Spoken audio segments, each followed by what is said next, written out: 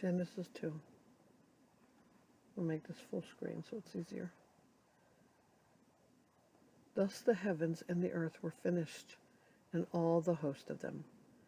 And on the seventh day God finished his work that he had done, and he rested on the seventh day from all his work that he had done. So God blessed the seventh day and made it holy, because on it God rested from all his work that he had done in creation. These are the generations of the heavens and the earth when they were created, in the day that the Lord God made the earth and the heavens, when no bush of the field was yet in the land, and no small plant of the field had yet sprung up, for the Lord God had not caused it to rain on the land, and there was no man to work the ground.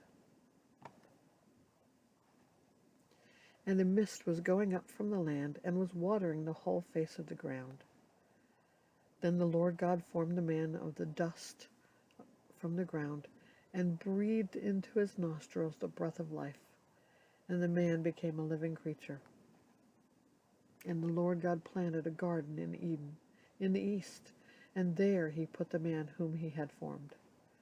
And out of the ground the Lord God made to spring up every tree that is pleasant to the sight, and good for food, the tree of life that was in the midst of the garden, and the tree of the knowledge of good and evil. A river flowed out of Eden to water the garden, and there it divided and became 4 rivers. The name of the first is Pishon. It is the one that flowed around the whole land of Havilah, where there is gold. And the gold of that land is good. Bdellium and onyx stone are there. The name of the second river is Gihon, and it is the one that flowed around the whole land of Cush. And the name of the third river is the Tigris, which flows east of Assyria, and the fourth river is the Euphrates. The Lord God took the man and put him in the Garden of Eden to work it and keep it.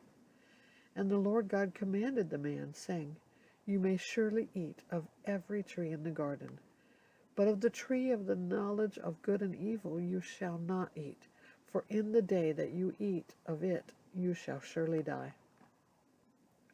Then the Lord God said, It is not good that the man should be alone. I will make him a helper fit for him.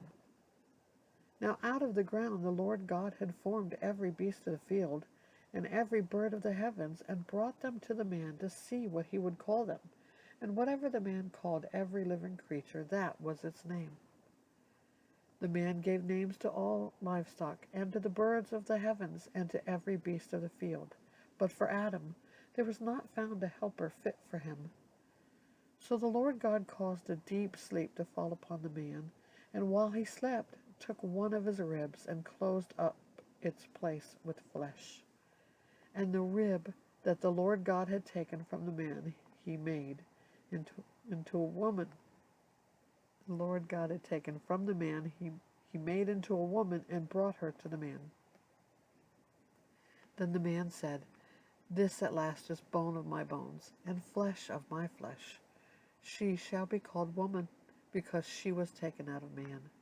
Therefore a man shall leave his father and his mother, and hold fast to his wife, and they shall become one flesh. And the man and his wife were both naked, and were not ashamed.